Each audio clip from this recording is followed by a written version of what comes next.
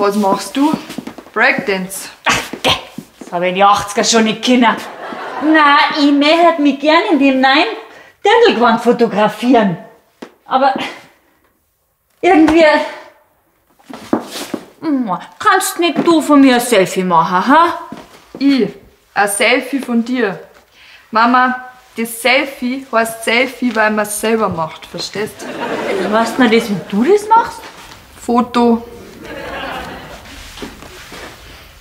Für was brauchst du es denn?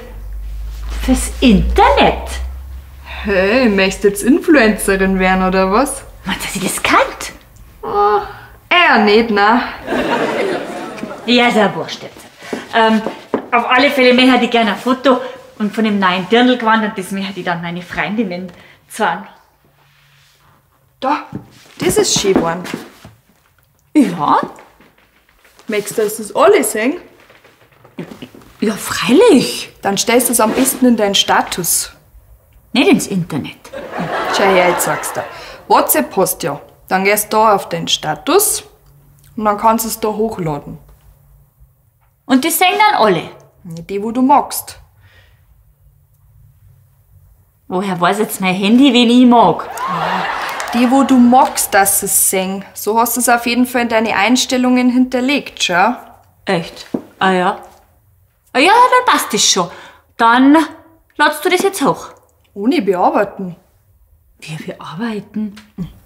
Schau. Dann nehmen wir jetzt das Foto. Machen wir ein bisschen ein sanfteres Licht. Ein bisschen weniger rot. Hautton, der wir noch ein wenig verfeinern. Schau, den Filter.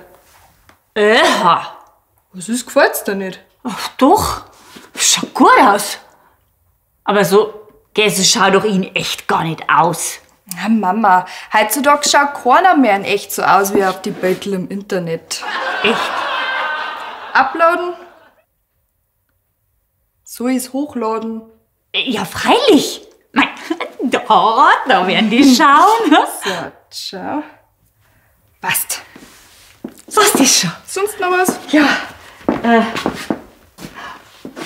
du weißt was? Ich hätte nur ein Beutel von Papa. Meinst du, dass du auch was machen kannst? Was?